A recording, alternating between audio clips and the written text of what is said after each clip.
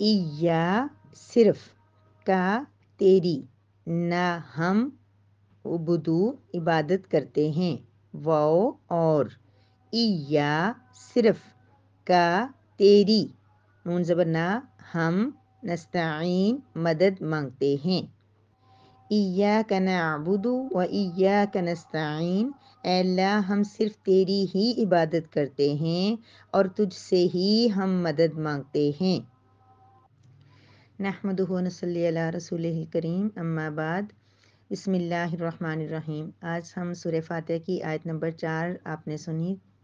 लफ्ज़ी अरबा मुहावरा तर्जुमा। लफ्ज़ी तर्जुमे के अंदर आप देख लें, लफ्ज़ जो इया है ये एक स्पेशल, इसके अंदर जब तशदीद आ गई तो ये ख़ास तौर पे, इसका मतलब ये है कि सिर्फ ख़ास और स्पेशल, का तेरी ही। हम अब अल्लाह तबारक व ताला हमें बता रहे हैं कि तुमने ये सारी ज़िंदगी करना भी है और इन अल्फाज से मुझे यकीन दहानी करनी है कि तुम मेरे ही बंदे हो, मेरे ही अब्द हो, मेरी ही इबादत करोगे।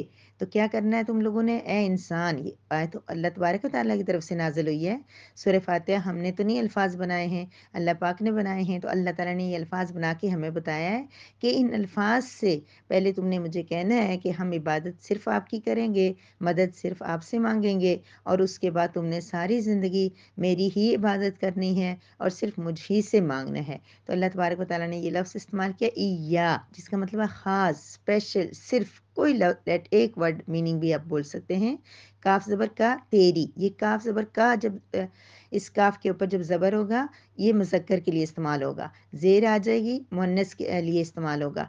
तो यानी कि ज़बर और ज़ेर से बहुत ज़्यादा मीनिंग चेंज हो जाते हैं। तो का मतलब तेरी, ऐ अल्लाह हम तेरी इबादत करते हैं। नून ज़बर ना जो है ये मुतकल्लिम का लफ्ज़ है, बात करने वाला अपने लिए इस्तेमाल करता है, और ये जमा का इस्तेमाल हुआ है जैसे कि आपने अभी जन की तफसीर में सुना है। नअबुदु इबादत करते हैं। इबादत का मतलब क्या है, अब्दियत, यानी कि बिल्कुल अपने आप को हर चीज़ के अंदर अल्लाह ही के ताबे मान लेना।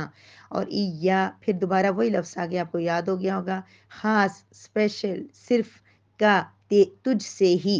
अच्छा, लेटर एक ही होगा, मीनिंग उसका वही होगा, लेकिन हम जुमले के हिसाब से, उसके सीक्वेंस से, उसकी तरतीब के मुताबिक हम उसकी मीनिंग खुद लफ्ज़ों को ज़रा सा ऊपर नीचे कर सकते हैं। जैसे अब यहाँ पर था का मतलब था तेरी, अब का मतलब होगा तुझ से ही।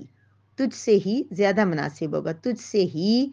वैसे तेरी भी हम अब यहाँ कर सकते हैं, जैसे कि मैं लफ्ज़ी तर्जुमा आपको भेजूँगी। नून ज़बर ना, हम, नस्तईन, इस्ताइन इस्तानत से होता है, इसका मतलब होता है मदद तलब करना, यानी हम मदद तलब करते हैं, हम मांगते हैं। तो क्या इस आयत मुबारक में अपने प्यारे अल्लाह मियाँ से हम अहद कर रहे हैं, अपने कायनात को बनाने वाले, इतनी नेमतें देने वाले रब से हम ये वादा कर रहे हैं कि अल्लाह हम आपके सिवा किसी की इबादत नहीं करेंगे। अच्छा, इबादत का जब हम लोग देखते हैं लफ्ज़ तो हम लोगों के जहन में सिर्फ नमाज आती है, नवाफिल आते हैं, लेकिन ऐसा नहीं है। इबादत के अंदर यहाँ के बंदगी मुराद है, यानी कि हर चीज़, जैसे आपने उनकी तफसीर में सुना है कि हर तरह की, यानी कि ग़ुलाम वाला ताल्लुक़ हमारा अपने अल्लाह से हो जाता है कि फिर हमारी मर्ज़ी नहीं होगी, हम इस दुनिया में अल्लाह की मर्ज़ी के मुताबिक चलेंगे। ये आर्ज़ी दुनिया चंद सालों की, किसी की 20 साल है तो किसी की 60 या 100, 120, इससे ऊपर तो किसी की भी नहीं है। इतने से जो हमारे साल हैं ये हम अल्लाह की मर्ज़ी के मुताबिक गुजारेंगे, अल्लाह को राज़ी करते हुए गुजारेंगे। तो अल्लाह तबारक व तआला की ज़ात, वो हमारी लाइफ, वो हमारी ज़िंदगी जो कभी ख़त्म नहीं होगी। ये हम सब का अकीदा है, हम सब का यकीन है इस बात पे कि जब हम अल्लाह मियाँ के पास चले जाएंगे उसके बाद जो हमारी ज़िंदगी शुरू होगी वो कभी भी ख़त्म नहीं होगी, हमेशा हमेशा की जो लाइफ है वो बन जाएगी। तो इबादत से मुराद सिर्फ नफल नहीं है, सिर्फ नमाज नहीं है, बल्कि तमाम अहकामात हैं जिनके ऊपर अल्लाह ताला ने हमें अमल करने का हुक्म दिया है।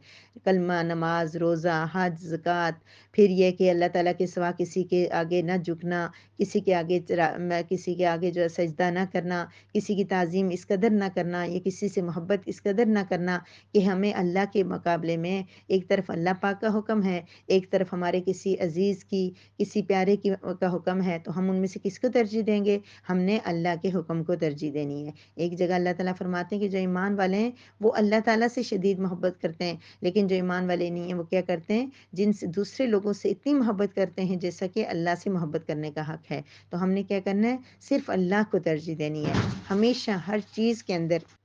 ترجیح ہم نے اللہ کے حکم کو دینی ہے، اللہ کو دینی ہے۔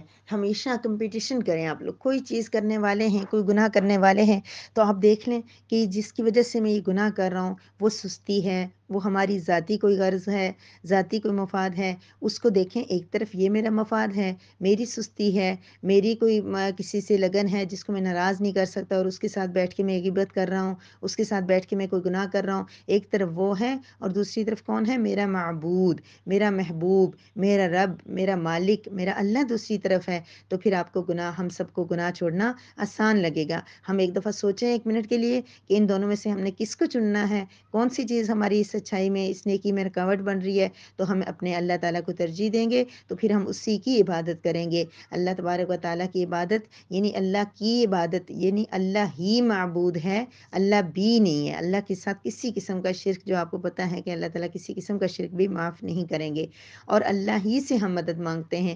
اس کا مطلب یہ نہیں ہے کہ ہم اگر دوسرے انسان سے اگر ہم کوئی حاجت وغیرہ وقتی ضرورت پوری کر لیں اس سے، لیکن نہیں، وہ تو اللہ ہی سے سب سے پہلے مانگیں ہم اللہ سے کہ یا اللہ ہماری یہ ضرورت، یہ پریشانی، یہ حاجت ہے، تو پھر اللہ پاک ہماری عزت کی لاج رکھیں گے۔ اللہ پاک ایسے دوسرے کے ذہن میں وہ چیز ڈال دیں گے کہ ہم جس سے بات کریں گے تو ہمیں شرمندگی نہیں ہوگی، یہ اللہ کا کام ہے۔ پھر اللہ تعالیٰ اس کے دل میں بات ڈال دیں گے، ہماری ضرورت اس کے ذریعے پوری کر دیں گے۔ اللہ تعالیٰ نے وسیلے بنائے ہیں۔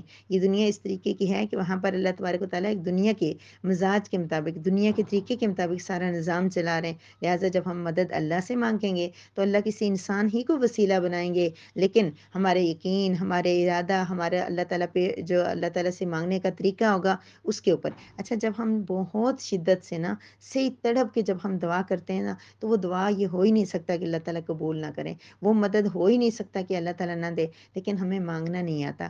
ہمارے مانگنے میں کمی ہے، اس کے دینے میں کمی نہیں ہے، لیکن ہمیں اللہ تعالیٰ سے ہی مدد مانگنی ہے، ہمیشہ مانگنی ہے، ہر وقت مانگنی ہے۔ اس کے بعد اس کی مرضی، وہ جو طریقہ کرے، ہم وسیلہ بھی اختیار کریں گے اس کے بعد، لیکن پہلے مانگ کے اللہ تعالیٰ سے۔ تو آج کی آیت مبارکہ میں کیا ہے کہ عبادت بھی صرف اور صرف اللہ کی کرنی ہے، کسی اور کو اس کے ساتھ شریک نہیں بنانا، اور مدد مانگنی ہے صرف اپنے اللہ سے، ہمیشہ مانگنی ہے۔ ہم مانگتے بھی ہیں، ہمارے دلوں میں قرآن محبت اللہ ہے، تو ہم نے یہ سارا قرآن سیکھنے کے لیے بیٹھے ہیں، لیکن ہم نے دیکھنا ہے کہ کہیں ہم کہیں غلط طریقے سے نہ مانگنے لگ جائیں کہ ہم کسی اور کو مشکل کشا اور اللہ تعالیٰ کا جو ہے نائب اور اللہ کا برابر سمجھ کے نہیں۔ اللہ نے کہا کہ تم مجھ سے مانگو، ادعونی استجب لکم، مجھ سے مانگو، میں تمہاری دعا قبول کروں گا۔ پھر اللہ تعالیٰ نے قرآن پاک میں فرمایا کہ اے انسان، میں تمہاری شرک سے بھی زیادہ قریب ہوں، تو اس لیے ہمیں بجائے اس کے کسی اور کو اتنا بڑا وسیلہ بنا کے جا کے اس سے پہلے مانگ کے پھر ہم کہیں گے یہ اللہ کے پاس ہماری سفارش کرے گا، نہیں،